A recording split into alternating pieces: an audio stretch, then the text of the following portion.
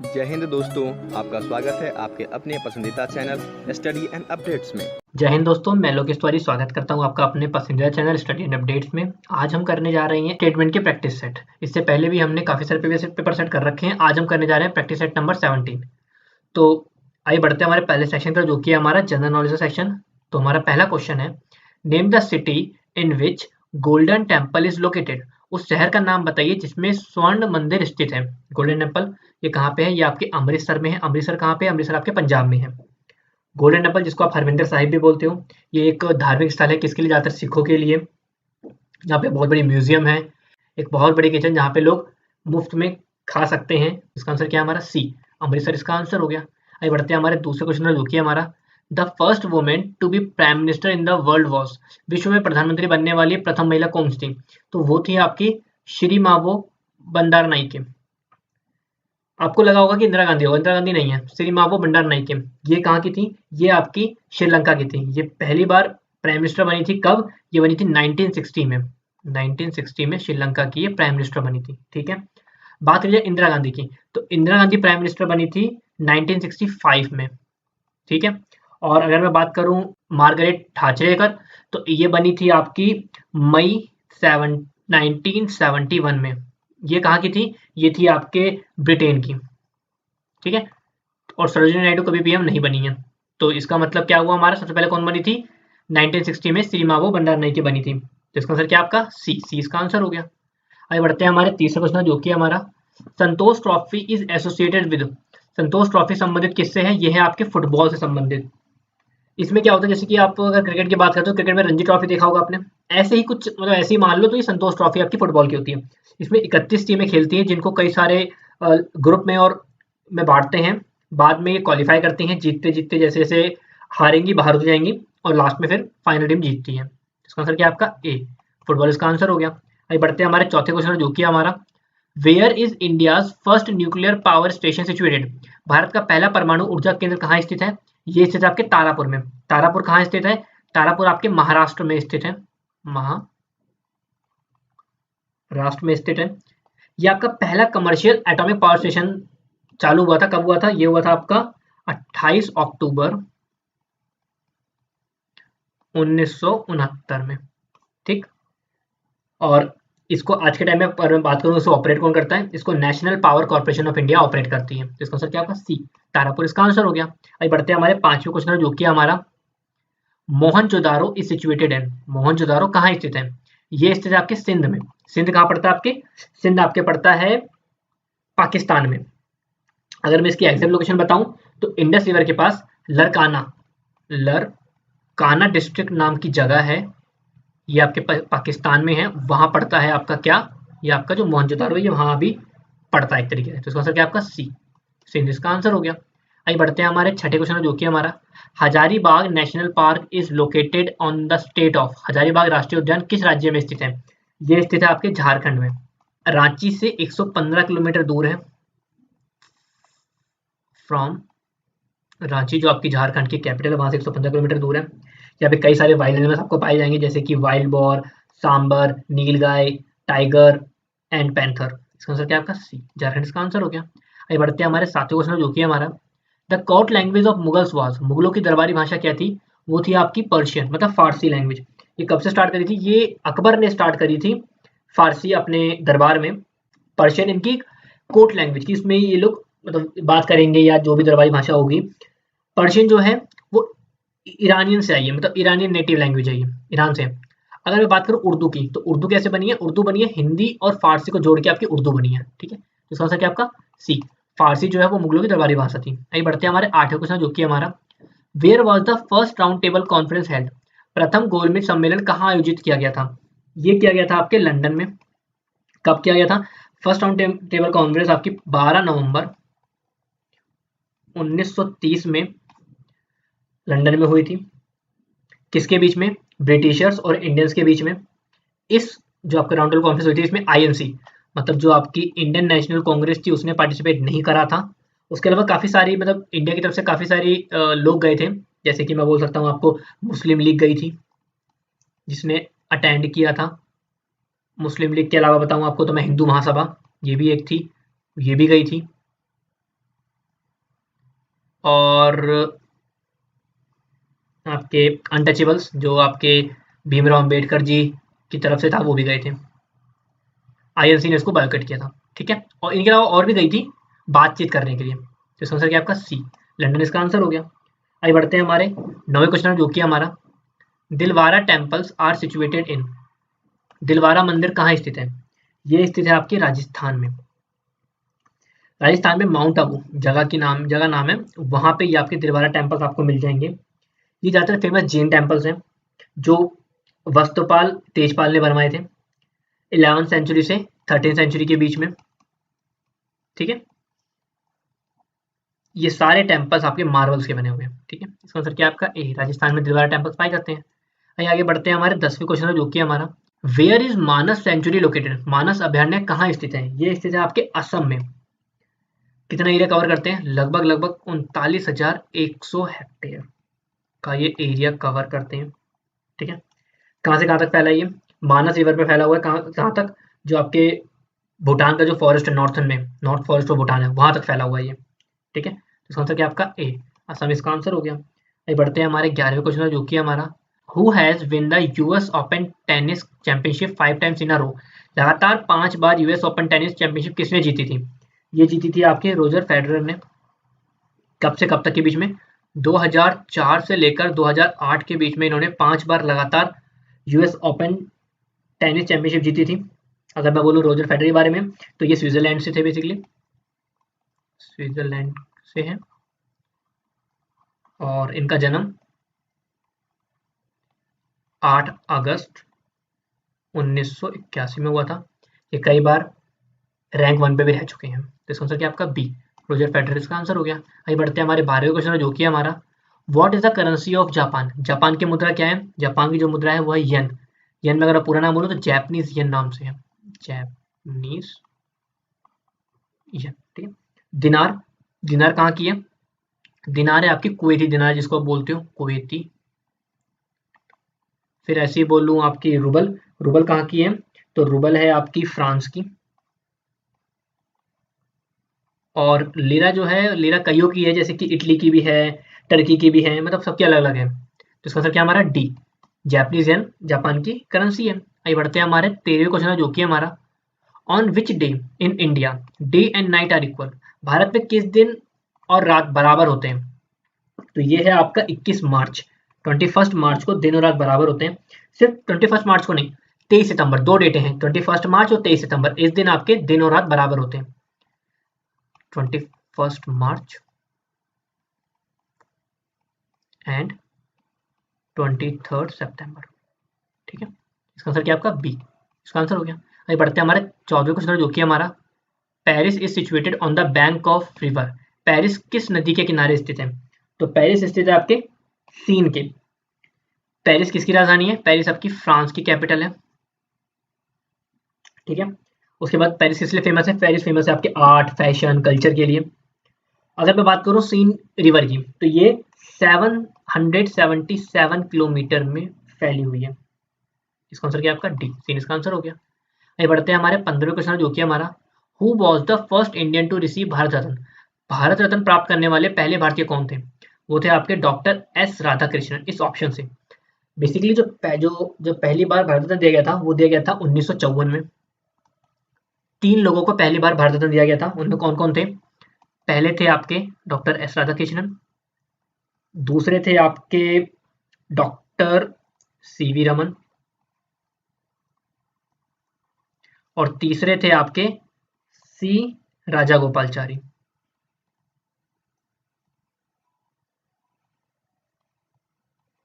वैसे पहली बार तो इनको मिला था, मतलब अगर ये तीनों थे, इन तीनों को 1954 में भारत रत्न मिला था। जो पहला बंदा था, मतलब जो सबसे पहले जिसको मिला होगा वो थे आपके सी राजागोपालचारी फर्स्ट थे। उसके बाद डॉक्टर सीवी रमन को मिला था, और थर्ड नंबर पे आपके डॉक्टर एस राधाकृष्णन थे। बस ऑप्शन में हमारे पास डॉक्टर एस राधाकृष्णन था। डॉक्टर एस राधाकृष्णन आपके भारत के पहले उपराष्ट्रपति और भारत के दूसरे राष्ट्रपति थे। इन्हीं की जन्म तिथि पे हम टीचर्स डे सेलिब्रेट करते हैं जो कि आपकी 5 सितंबर है। तो इसका आंसर क्या आपका सी, डॉक्टर एस राधाकृष्णन इसका आंसर हो गया। आइए बढ़ते हैं हमारे 16वें क्वेश्चन जो कि हमारा in which year Kargil war was fought. Kargil युद्ध किस वर्ष में लड़ा गया था? ये लड़ा गया था आपका 1999 में। कब से कब तक? ये था 3 मई 1999 से 26 जुलाई 1999 तक लड़ा गया था। किसके बीच में? भारत और पाकिस्तान के बीच में। कहाँ पे? जम्मू कश्मीर में। जम्मू कश्मीर में स्पेशली कहाँ पे? एलओसी पे, लाइन ऑफ कंट्रोल, वहां पे लड़ा गया था। कारगिल पे, कारगिल वॉर में इंडिया जीत गया था। और 26 जुलाई जो आपकी डेट है, इसको हम हर साल कारगिल दिवस के नाम से मनाते हैं। ठीक, इसका आंसर क्या आपका? सी, 1999 इसका आंसर हो गया। आइए बढ़ते हैं हमारे 17वें क्वेश्चन की तरफ, जो कि आपका what was the duration of the 5th year plan? 5वें वर्षीय योजना की अवधि क्या थी? ये थी आपकी 1974 से लेकर 1979। बेसिकली जो ये ड्राफ्ट था, जो ये 5th ईयर प्लान था, ये तैयार किया गया था किसके द्वारा? बाय डीपी धार के द्वारा बनवाया गया था ये। इनके द्वारा कब? जब हमारे यहाँ पे इकोनॉमिक क्राइसिस आया था। कब आया था ये? कि जब इन्फ्लेशन रेट बढ़ गया था। क्यों? क्योंकि जो जो कच्चे तेल थे उसके रेट बहुत ज़्यादा बढ़ गए थे। इसके कारण हमारे इन्फ्लेशन रेट बढ़ गया था। तो उस टाइम पे हमारे यहाँ इकोनॉमिक क्राइसिस हुई थी। उस टाइम पे ये 5 वर्षीय प्लान आया था। रीजन क्या था, मतलब मेन ऑब्जेक्टिव क्या था इसको लाने का? तो पहला ऑब्जेक्टिव था इसको लाने का रिमूवल ऑफ पॉवर्टी, मतलब हमें गरीबी हटानी थी। पहला पहला जो ऑब्जेक्टिव था वो ये था। और जो दूसरा ऑब्जेक्टिव था वो था इकोनॉमिक इंडिपेंडेंस चाहिए थी हमें, कि हम आज़ादी मिल जाए हमें इकोनॉमिक्स से, मतलब इन द सेंस कि हम अपने पे खुद रहे, किसी पे डिपेंडेंस ना रहे। ठीक है, तो इसका आंसर क्या आपका? सी, इसका आंसर हो गया। आइए बढ़ते हैं हमारे 18वें क्वेश्चन, जो कि हमारा which of the following is known as land of midnight sun? निम्न में से किसे मध्य रात्रि सूर्य की भूमि के रूप में जाना जाता है? तो वो है आपका नॉर्वे। नॉर्वे को क्यों बोलते हैं? पहली चीज ये, नॉर्वे एक नेचुरल फिनोमेना एक्सपीरियंस करता है, जिसको आप मिडनाइट बोलते हो। क्यों? क्योंकि जो उसका नॉर्दर्न पार्ट है, जो उसका उत्तरी हिस्सा है, उस पे वो लमसम आर्कटिक सर्कल पे पड़ता है, जहाँ पे सन 2400 घंटे एक तरीके से रहता है, पूरे दिन रहता है वहाँ पे। कब से कब तक? अगर मैं बात करूँ मिड मई से लेकर मिड जुलाई तक, तो इस बीच में जो नॉर्दर्न पार्ट है इसका, वहाँ 24 आवर डे रहता है, और जो रेस्ट पार्ट है उस पर 20 आवर डे रहता है। क्या? सन की रोशनी, इसलिए इसको मिडनाइट सन बोलते हैं। इसका आंसर क्या आपका? डी, नॉर्वे इसका आंसर हो गया। आइए बढ़ते हैं हमारे 19वें क्वेश्चन, जो कि हमारा Almatti dam is being built on which river? Almatti बांध किस नदी पर बनाया जा रहा है? ये है आपके कृष्णा नदी पर। अलमत्ती डैम कहाँ पे है? ये आपके बेसिकली कर्नाटका में है। और इस डैम के ऊपर थोड़ा सा एक डिस्प्यूट भी है, किसके बीच में? कर्नाटका, आंध्र प्रदेश और महाराष्ट्र के बीच में। तो इसका आंसर क्या आपका? सी, कृष्णा नदी इसका आंसर हो गया। आइए बढ़ते हैं हमारे 20वें क्वेश्चन, जो कि हमारा from where did the Aryans come to India? Aryan भारत में कहाँ से आए थे? ये आए थे आपके सेंट्रल एशिया से। पहले जो आर्यंस थे, पहले आए थे ये ईरानियन में, तो इनको पहले इंडो ईरानियन बोला गया था। फिर बाद में कुछ जो आर्यंस बचे थे वो ईरान से होते हुए इंडिया आए थे, इंडिया के नॉर्दर्न पार्ट में, तो इसलिए फिर इनको इंडो आर्यंस बोला गया था। इसका आंसर क्या आपका? डी, सेंट्रल एशिया इसका आंसर हो गया। ये हमारा पहला सेक्शन जनरल नॉलेज खत्म होता है। आइए बढ़ते हैं हमारे सेक्शन बी की तरफ, जो कि आपका जनरल साइंस। तुम्हारा 21वां क्वेश्चन है, डायमंड एंड ग्रेफाइट आर, हीरा और ग्रेफाइट क्या है इनमें से बेसिकली? तो इसका आंसर है एलोट्रॉप्स है। क्यों है? क्योंकि जो आपके डायमंड ग्रेफाइट है ये प्योर फॉर्म ऑफ कार्बन है, पहली चीज तो ये। उसके बाद ये दो डिफरेंट फिजिकल फॉर्म है जो कार्बन के हैं, जैसे अगर डायमंड और ग्रेफाइट की बात करो, दोनों कार्बन के डिफरेंट फॉर्म है। ठीक है, तो इसका आंसर क्या आपका? ए, एलोट्रॉप्स का आंसर हो गया। आइए बढ़ते हैं हमारे 22वें क्वेश्चन, जो कि हमारा fermentation leads to formation of which of the following? किण्वन से निम्नलिखित में से किसका निर्माण होता है? फर्मेंटेशन, देखो फर्मेंटेशन एक प्रोसेस होता है जिसमें कि आप ग्लूकोज जैसे शुगर को, जिसमें ईस्ट होता है, उसको आप कन्वर्ट करते हो अल्कोहल में, उसको बोलते हैं फर्मेंटेशन। तो यहाँ पे क्या मिला? Ethyl alcohol. तो समझ में आ गया इथाइल अल्कोहल। अब बना कैसे मैं आपको बताता हूँ। देखिए C6H12O6 ये किसका है? ये ग्लूकोज का फॉर्मूला है। ठीक है, इसको मैं कन्वर्ट करता हूँ 2C2H5OH प्लस CO2, ये किसका फॉर्मूला है? ये अल्कोहल का। ठीक है, इथाइल अल्कोहल बनती है। इसका आंसर क्या आपका? ए, इथाइल अल्कोहल फर्मेंटेशन से बनती है। आइए बढ़ते हैं हमारे 23वें क्वेश्चन, जो कि हमारा the process of direct change from solid to vapour is known as, ठोस से वाष्प में प्रत्यक्ष परिवर्तन की प्रक्रिया क्या कहलाती है? वो होती है सब्लिमेशन। सब्लिमेशन में हम डायरेक्ट जो सॉलिड है, जैसे कि मान लो आपके पास है कपूर, तो कपूर को सीधा सॉलिड से आप अगर वेपर में कन्वर्ट करते हो उसको बोलते हैं सब्लिमेशन। वेपोराइजेशन क्या होता है? लिक्विड से वाटर वेपर में कन्वर्ट होना उसको वेपराइजेशन बोलते हैं। कंडेंसेशन क्या होता है? वाष्पीकरण। कंडेंसेशन बेसिकली होता है आपका, अगर आप वाटर वेपर को ठंडा करके लिक्विड बना लो तो उसको बोलते हैं कंडेंसेशन। तो इसका हमारा आंसर क्या है? हमारा आंसर है बी, सब्लिमेशन हमारा आंसर हो गया। आइए बढ़ते हैं हमारे 24वें क्वेश्चन में, जो कि हमारा who discovered noble gas. Noble gas की खोज किसने करी थी? ये करी थी आपके रामसे ने। इनका पूरा नाम है सर विलियम रामसे। इन्होंने बेसिकली 4 नोबल गैस की खोज करी थी। उनके नाम क्या है? वो है आपके एर्गन, नियोन, क्रिप्टॉन और एक थी इनकी जीनोन। ये 4 नोबल गैस की इन्होंने खोज करी थी। इसका आंसर क्या आपका डी, रामसे इसका आंसर हो गया। और इनको नोबेल प्राइज भी मिला था केमिस्ट्री में। ठीक है, आइए बढ़ते हैं हमारे 25वें क्वेश्चन, जो कि हमारा अ food chain starts with which of the following. एक खाद्य श्रृंखला निम्नलिखित में से किसके साथ शुरू होती है? ठीक है, सबसे पहले अगर फूड चेन है वो स्टार्ट होती है प्राइमरी एनर्जी से। प्राइमरी एनर्जी सोर्स क्या होता है? वो होता है सन। तो वो हो गया आपका फोटोसिंथेसिस, क्योंकि फोटोसिंथेसिस एक प्रोसेस होता है जिसके द्वारा प्लांट्स जो है अपना खाना बनाते हैं। तो जो पहला जो फूड चेन का स्टार्ट हुआ वो सोर्स ऑफ एनर्जी हुआ, जो कि आपका सन है, तो उसमें फोटोसिंथेसिस आ गया। उसके बाद फिर जो उसको यूज कर रहा है और आगे बढ़ता रहता है। तो इसका आंसर क्या आपका ए, फोटोसिंथेसिस का आंसर हो गया। आगे बढ़ते हैं हमारे 26वें क्वेश्चन, जो कि हमारा depletion of ozone layer is due to the oxide of which of the following. निम्न में से किसके ऑक्साइड के कारण ओजोन परत का आहास हो रहा है, तो डिप्लेशन हो रहा है? वो है आपका नाइट्रोजन। जो नाइट्रोजन जो ऑक्साइड है उसके कारण जो आपकी ओजोन लेयर है वो थोड़ी सी कम होती जा रही है, तो डिप्लेशन हो रहा है। ओजोन लेयर क्या होती है? जैसे आपका जो अर्थ है, जैसे मान लो ये आपका पृथ्वी है, इसके ऊपर एक ब्लैंकेट की तरह, मतलब एक चादर की तरह आपका ओजोन लेयर होती है, जो क्या करती है, जो सन की जो हार्मफुल रेजेस होती है ना, उससे आपको बचाती है। मतलब कि वो रेजेस को अर्थ पे नहीं आने देती है। अगर वो रेजेस अर्थ पे आने लग जाएगी तो क्या होगा, हमारी बॉडी बहुत ज़्यादा गर्मी बढ़ जाएगी, हमें जलन होगी, स्किन कैंसर हो सकता है, तो ये सब प्रॉब्लम क्रिएट हो सकती है। तो ओजोन लेयर हमें इससे बचाती है। नाइट्रोजन जो ऑक्साइड है नाइट्रोजन का, उसके ज़्यादा बढ़ने के कारण इसमें कमी आ रही है। तो अगर इसमें कमी आई तो क्या होगा, हार्मफुल रेजेस जो सन की थी वो इंडिया अर्थ पे आने लग जाएगी, जिससे कि प्रॉब्लम्स क्रिएट होंगी। इसका आंसर क्या आपका सी, नाइट्रोजन इसका आंसर हो गया। आगे बढ़ते हैं हमारे 27वें क्वेश्चन, जो कि हमारा plant and animal cell differ in which of the following structure. पौधे और पशु कोशिका निम्नलिखित में से किस संरचना में भिन्न है? वो है cell wall. Cell wall plants में तो पाया जाता है बट एनिमल में नहीं पाया जाता, तो ये दोनों में अलग अलग आ गया। तो इसका आंसर क्या है आपका सी, सेल वॉल इसका आंसर हो गया। आगे बढ़ते हैं हमारे 28वें क्वेश्चन, जो कि हमारा which of the following is a rich source of energy but never causes atmospheric pollution. निम्नलिखित में से कौन ऊर्जा का एक समुद्र स्रोत है लेकिन कभी भी वायुमंडलीय प्रदूषण का कारण नहीं बनता? देखिए, न्यूक्लियर एनर्जी पॉल्यूशन क्रिएट करता है? हाँ बिल्कुल करता है। कोल, कोयला है, कोयला जब हम जलाते हैं तो एनर्जी तो देता है हमें, बट ये पॉल्यूशन भी देता है, तो ये भी नहीं है। सोलर एनर्जी, सूरज की जो रोशनी है उससे हम बिजली बनाते हैं, एनर्जी तो बनती है, बट क्या ये पॉल्यूशन कर रहे हैं? नहीं करता, तो ये हो गया आंसर। वुड, एनर्जी तो मिल जाती है बट पॉल्यूशन तो ये भी करता है, तो इसका आंसर क्या हुआ सी, सोलर एनर्जी इसका आंसर हो गया। आगे बढ़ते हैं हमारे 29वें क्वेश्चन, जो कि हमारा अ हाइड्रोफाइट इज अ, हाइड्रोफाइट क्या है? हाइड्रोफाइट आपका एक एक्वेटिक प्लांट है।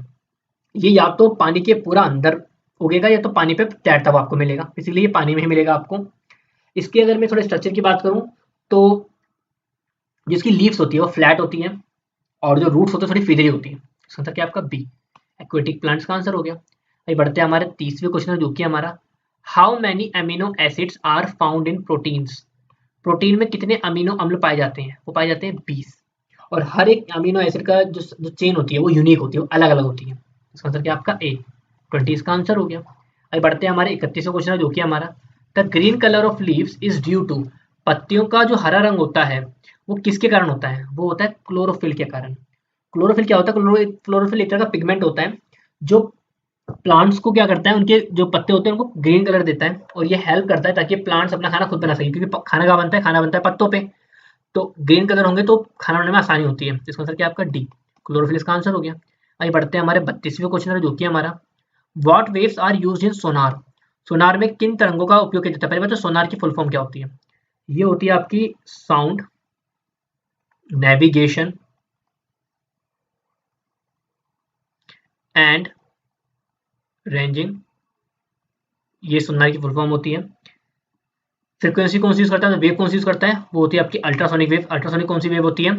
जिसकी फ्रीक्वेंसी मोर देन 20,000 हर्ट्ज होती है, मतलब 20,000 हर्ट्ज से ज्यादा जिसकी फ्रीक्वेंसी होगी उसको बोलते हैं अल्ट्रासोनिक वेव्स। सोनार बेसिकली क्या करती है, जैसे मान लो ये एक शिप है, ठीक है, और यहाँ पे आपका पानी है।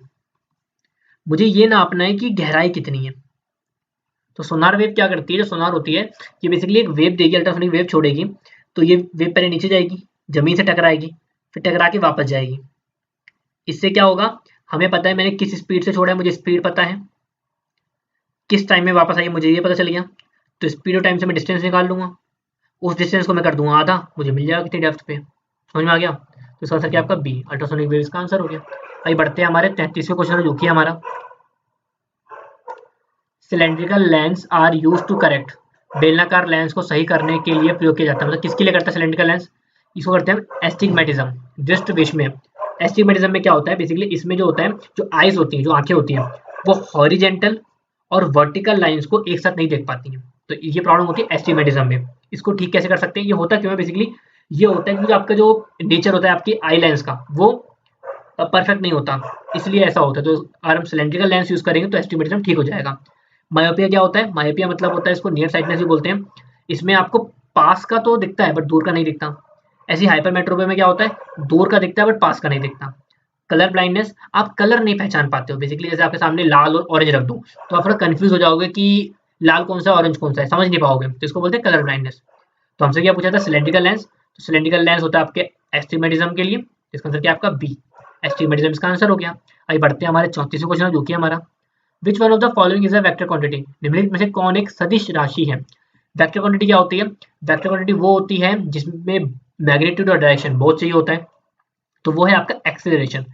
Acceleration requires both magnitude and direction. देखो ऐसे कि अगर पॉजिटिव डायरेक्शन में हो रहा है, मतलब जैसे कि इस डायरेक्शन में हो रहा है, तो एक्सेलरेशन भी पॉजिटिव होगा। नेगेटिव डायरेक्शन में होगा तो एक्सेलरेशन नेगेटिव होगा। मतलब इसकी जो वैल्यू है वो डायरेक्शन पे डिपेंड कर रही है। तो इसका मतलब ये एक्सेलरेशन है। तो इसका मतलब क्या आपका सी, इसका आंसर हो गया। आइए बढ़ते हैं हमारे 35वें क्वेश्चन जो कि हमारा which type of energy associated with flowing water. बहते जल से किस प्रकार की ऊर्जा जुड़ी होती है, वो होती है आपकी काइनेटिक एनर्जी। काइनेटिक एनर्जी क्या होती है, मोशन वाली जो एनर्जी होती है, मोशन मतलब कोई चीज फ्लो कर रही होती है, उसको बोलते हैं काइनेटिक एनर्जी।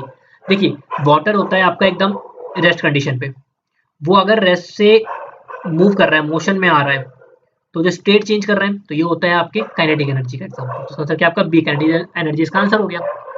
तो यहाँ हमारा सेक्शन बी जनरल साइंस खत्म होता है। आइए बढ़ते हैं हमारे जनरल सेक्शन सी की तरफ जो कि आपका मैथमेटिक्स। तो हमारा पहला क्वेश्चन है a man goes 10 meter to east and 24 meter to north. Find his shortest distance from the starting point. एक आदमी पूर्व की ओर 10 मीटर बढ़ा और फिर उत्तर की ओर 24 मीटर जाता है। आरंभिक बिंदु से उसकी न्यूनतम दूरी ज्ञात करनी है। देखो बेसिकली उसने क्या करा, वो पहले ईस्ट में गया 10 मीटर, फिर वो नॉर्थ में गया 24 मीटर। हमें क्या निकालना है, उसका जो सबसे शॉर्टेस्ट पॉइंट डिस्टेंस होगा, तो वो होता है ये, यहाँ बना 90 डिग्री। तो निकाल लो, हाइपोटेनस निकालना है, तो वो क्या होता है 10 का स्क्वायर जमा 24 का स्क्वायर, वो क्या हो जाएगा, ये हो जाएगा 100। 24 का स्क्वायर आपका होता है 576, ये हो जाएगा 676। इसका आप निकाल लो रूट, तो वो क्या होता है, वो हो जाएगा आपका 26 मीटर। तो इसका आंसर क्या हुआ बी, 26 मीटर इसका आंसर हो गया। यही बढ़ते हैं हमारे 37 क्वेश्चन जो कि हमारा क्या है, रेशियो वाला क्वेश्चन है, रेशियो प्रोपोर्शन का। 18 divide by 300 is equal to x by पे 30। तो निकालना क्या है एक्स की वैल्यू, तो 18 इंटू 30 डिवाइड बाय पे 300। तो 30 से कटा 10 बार में, क्या बचा a 1.8। तो क्या आंसर आया इसका, डी इसका आंसर हो गया। ये बढ़ते हैं हमारे 38 क्वेश्चन तरफ जो कि हमारा 110 इज इंटू 1/4 रूट में। तो पहले इसको मल्टीप्लाई करो अंदर ही अंदर, ये हो जाएगा आपका 441/4। रूट निकालो, 441 आपके 21 का रूट है, और जो 4 है ये आपके 2 का रूट है। क्या आंसर है 21/2 मतलब 10.5। तो क्या आंसर है इसका सी, इसका आंसर हो गया। ये बढ़ते हैं हमारे 39 क्वेश्चन जो कि हमारा the volume of a cube is 1000 cubic centimetre, find the total surface area. Volume दे दिया, ए क्यूब होता है, ये है 1000, ए क्यूब निकालोगे तो अगर मैं क्यूब रूट निकालूंगा तो ये हो जाता है आपके 10 का क्यूब। तो ए की वैल्यू हो गई 10, ठीक है 10 सेंटीमीटर। हमें क्या निकालना है टी एस से, total surface area of cube क्या होता है, वो होता है आपका 6a स्क्वायर। 6 इंटू 10 इंटू 10 क्या हो जाएगा 600 स्क्वायर सेंटीमीटर। तो क्या आंसर आया इसका सी, इसका आंसर हो गया। हमारा 40वां क्वेश्चन है if an article purchased for Rs 40 is sold for Rs 60, what is the percentage of profit on sale. यदि 40 रुपए में खरीदी गई वस्तु एक वस्तु को 60 रुपए में बेची जाती है तो बिक्री पर लाभ का प्रतिशत क्या होगा। देखो क्या बोला इसने, सीपी है 40, SP है 60, निकालना क्या है प्रॉफिट परसेंट, तो प्रॉफिट कितना होगा SP माइनस CP, मतलब 60 में से 40 माइनस कितना आया 20, निकालना क्या है प्रॉफिट परसेंट, वो होता है आपका प्रॉफिट अपॉन पे CP इंटू पे 100, 0 से 0 काटा, 2 1 2 2 4, 2 से काटोगे इसको तो कितना आएगा 50, तो 50% हो गया, इसका आंसर क्या हुआ हमारा बी इसका आंसर हो गया। अभी बढ़ते हैं हमारे 41वां क्वेश्चन है जो कि हमारा a 300 metre long train passes a pole in 20 seconds, what the speed of the train. एक 300 मीटर लंबी ट्रेन एक खंबे को 20 सेकंड में पार करती है, ट्रेन की गति क्या है। देखो तो पहली बात तो हमें मिल गया इसका डिस्टेंस, वो हो गया 300 मीटर, टाइम है 20 सेकंड, निकालना क्या है हमें स्पीड, तो स्पीड का फॉर्मूला होता है डिस्टेंस अपॉन टाइम, मतलब 300 बट्टे पे 20, मतलब आ गया आपका ये 15 मीटर पर सेकंड। बट प्रॉब्लम क्या है, ऑप्शन में किलोमीटर पर आवर है, तो अगर मुझे इसको किलोमीटर पर आवर में कन्वर्ट करना है तो मुझे इसको 3600 से मल्टीप्लाई करना पड़ेगा और 1000 से डिवाइड करना पड़ेगा। तो अगर मैं सॉल्व करूंगा तो 5 तिया 15, 5 दूनी 10, 2 से काटूंगा तो 18, 18 तिया होता है 54, तो 54 किलोमीटर पर आवर मेरी स्पीड हो जाएगी। तो क्या इसका आंसर, इसका आंसर आपका डी इसका आंसर हो गया। ये बढ़ते हैं हमारे 42वां क्वेश्चन जो कि हमारा calculate the simple interest on ₹5200 for 2 years at 6% per annum, 6% प्रति वर्ष की दर से 2 वर्ष के लिए 5200 रुपये पर साधारण ब्याज की गणना करनी है। तो SI का जो फॉर्मूला होता है वो होता है P into R into T by 100, ये फॉर्मूला होता है। P की वैल्यू है 5200, R की वैल्यू है आपके पास 6, T की वैल्यू है 2, निकालना क्या है SI तो निकालना है, तो सिंपल 52 को मल्टीप्लाई करो 6 से, फिर मल्टीप्लाई करो 2 से, तो इसका आंसर आएगा आपका 624। तो क्या आंसर है इसका, सी इसका आंसर हो गया। आइए बढ़ते हैं हमारे 43वां क्वेश्चन जो कि हमारा the formula to find the total surface area of right circular cylinder, एक लंब वृत्तीय बेलन का कुल पृष्ठीय क्षेत्रफल क्या होता है। जो TSA होता है वो होता है 2πr ब्रैकेट में r प्लस h, मतलब कौन सा 20 का आंसर हो गया। आइए बढ़ते हैं हमारे 44वां क्वेश्चन जो कि हमारा in how many years a sum will be double if it is lent out at 5% simple interest, यदि कोई राशि 5% साधारण ब्याज पर उधार दी जाती है तो वह कितने वर्षों में दुगनी हो जाएगी। तो उसने क्या बोला कि उसने सिर्फ इतना बोला कि मैंने 5% पे दिया है और जो सिंपल इंटरेस्ट है वो प्रिंसिपल के इक्वल आ जाना चाहिए। तो मैं ऐसे कह सकता हूँ कि P बराबर SI बराबर X मुझे चाहिए, ठीक है। तो SI का जो फॉर्मूला होता है वो होता है P into R into T by 100, ये होता है ना फॉर्मूला। तो मैं क्या करने जा रहा हूँ, मैं कह रहा हूँ x is equal to x into 5 into time upon पे 100, x से x कट गया, सॉल्व करूंगा तो 100 ऊपर 5 नीचे, बचा गया टाइम, तो टाइम कितना आया 20 ईयर्स, 20 साल बाद। तो इसका आंसर क्या है, सी इसका आंसर हो गया। आगे बढ़ते हैं हमारे 45वां क्वेश्चन जो कि हमारा 3 men और 7 women can do a work in 32 days, in how many days will the work will be finished if it is done by 6 men and 2 women together। Question थोड़ा सा ट्रिकी है और थोड़ा सा अच्छा भी है, प्लीज ध्यान से देखिएगा। 3 पुरुष या 7 महिलाएं 32 दिनों में काम को करते हैं, यदि कार्य को 6 पुरुष और 2 महिलाएं मिलकर पूरा करें तो कार्य कितने दिनों में समाप्त होगा। क्वेश्चन कहता है 3 आदमी और 7 वुमेन मिलकर करते हैं इसको 32 दिन में, ये समझ में आ गया। तो अगर मैं बोलूं कि तो एक वुमेन बराबर क्या हो जाएगा, एक वुमेन बराबर हो जाएगा आपका 3/7 मैन, ये समझ में आ गया। चलो आ गया, कितने वुमेन करेंगी, 2 वुमेन करेंगी साथ में, तो 2 वुमेन का क्या हो जाएगा, वो हो जाएगा 2 इंटू 3/7, मतलब हो जाएगा 6/7 मैन। तो अब मैं इसको आसान करने के लिए बोलूँ, मुझे करना है 6 वुमेन और 6 मैन और 2 वुमेन, तो 6 मैन और 2 वुमेन अगर मिलके करेंगे तो मैं ये बोल सकता हूँ 6 मैन के बदले में 6 और 2 वुमेन के बदले में 6/7, निकाल लिया ना मैंने। तो क्या बनेगा 7, 42 प्लस 6, ये हो जाएगा आपका 48/7 मैन। चलो ये तो मिल गया मैन का। अब मैं ये निकालता हूँ कि पहले ये निकालते हैं कि एक आदमी इस काम को करने में कितना टाइम लेगा, पूरा निकालते हैं। तो 3 आदमी लेते हैं 32 दिन, तो एक आदमी कितना लेगा, एक आदमी लेगा 3 गुना 32, मतलब ऐसे करो 96 दिन लेगा, ठीक है। तो हमें क्या बताना है कि एक आदमी अगर 96 दिन में करता है तो 48/7 आदमी कितने दिन में करेंगे। तो अगर मुझे ये करना है तो मैं क्या करूँगा, इस 96 से 48/7 को डिवाइड कर दूंगा। कैसे करते हैं, 96 इंटू 7 अपॉन पे 48, 48 बजा 48, 48 बजा 96, कितना बना 2 गुना 7, मतलब 14 दिन लगेंगे दोनों को मिलके करने में। तो इसका आंसर क्या है आपका ए इसका आंसर हो गया। क्वेश्चन थोड़ा सा टिपिकल है, थोड़ा सा डिफिकल्ट भी है, इसलिए वीडियो को दोबारा आके बैक करके दोबारा इसको समझिए कैसे करा गया है। आगे बढ़ते हैं हमारे 46वां क्वेश्चन जो कि हमारा x² + 2x - 8 के गुणनखंड निकालने, फैक्टर निकालने। तो x square minus 2x minus 8 plus 2x sorry. तो ऐसा कौन सा नंबर है जिसको मल्टीप्लाई करने पर 8 आए प्लस माइनस करने पर 2 आए? तो वो हो गया ये x square plus 4x minus 2x minus 8।